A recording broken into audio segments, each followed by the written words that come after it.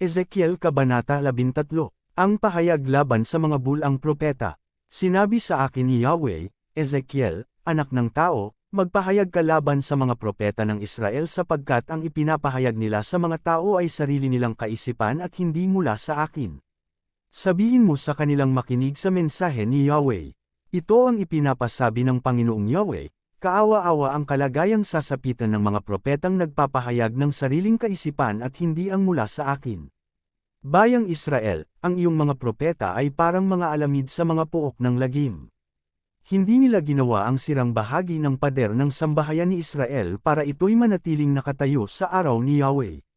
Pawang kasinungalingan ang ipinahayag nila. Ang pahayag nila'y, sinasabi ni Yahweh, kahit hindi ko sila sinusugo. Sa kabila noon, inaasam nilang pangyayarihin ko ang kanilang ipinahayag. Huwad ang kanilang pangitain at kasinungalingan ang kanilang pahayag sapagkat sabi nila'y ipinapasabi ko iyon bagamat wala akong sinasabing ganoon. Kaya't ipinapasabi sa kanila ng Panginoong Yahweh, huwad ang inyong pangitain at kasinungalingan ang inyong pahayag.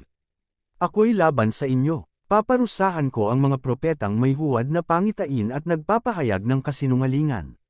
Hindi sila mapapabilang sa lupong sanggunian ng aking bayan o sa aklat talaan ng bayan ng Israel.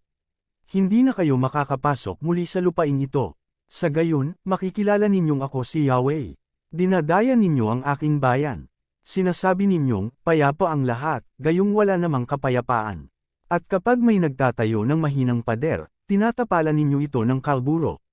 Sabihin mo sa kanila na guguho ang pader na iyon sapagkat bubuhos ang malakas na ulan, babagyo ng yelo at magpapadala ako ng unos.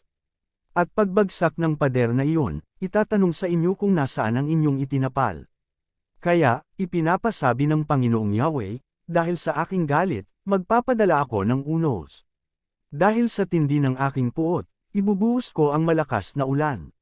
Dahil sa laki ng aking galit, magpapaulan ako ng yelo upang sirain ang pader na iyon. Ang pader na inyong tinapalan ng kalburo ay iguguho ko hanggang sa pundasyon nito.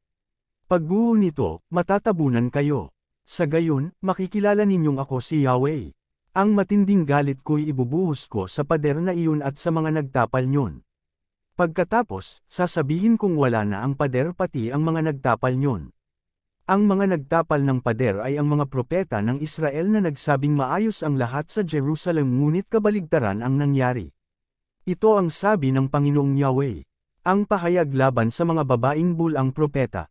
Ang sabi ni Yahweh, ngayon, Ezekiel, magpahayag ka laban sa mga kababayan mong babae na nagpahayag ayon sa kanilang sariling isipan. Ganito ang sabihin mo sa kanila, kahabag-habag ang mga babaeng bumibihag sa kalooban ng mga tao sa pamamagitan ng false eres nila sa kamay at belo sa ulo ayon sa lahi ng tao. Banibihag ba ninyo ang kalooban ng aking bayan para sa inyong kapakinabangan? Ginawa ninyo ako ng malaking kalapastanganan sa harap ng aking bayan sa pamamagitan ng kaunting harina at ng durog na tinapay.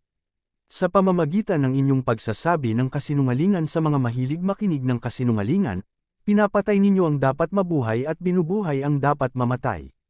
Kaya nga ipinapasabi ng Panginoong Yahweh, nasusuklam ako sa mga false eres ninyong may salamangka para mabihag ang kalooban ng mga tao. Hahablutin ko iyan sa inyong mga kamay, at palalayaing tulad ng ibon ang isipan ng mga taong nabihag ninyo.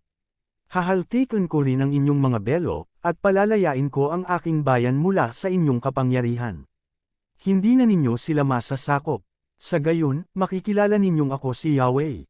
Tinakat ninyo ang mga matuwid dahil sa inyong kasinungalingan at pinalakas ninyo ang loob ng mas asama para lalong magpatuloy sa kanilang kasamaan, kaya naman, hindi na ninyo makikita ang huwad ninyong pangitain at hindi na ninyo magagawang magpahayag ng inyong mga kasinungalingan. Ililigtas ko mula sa inyong kapangyarihan ang aking bayan, at malalaman ninyong ako si Yahweh.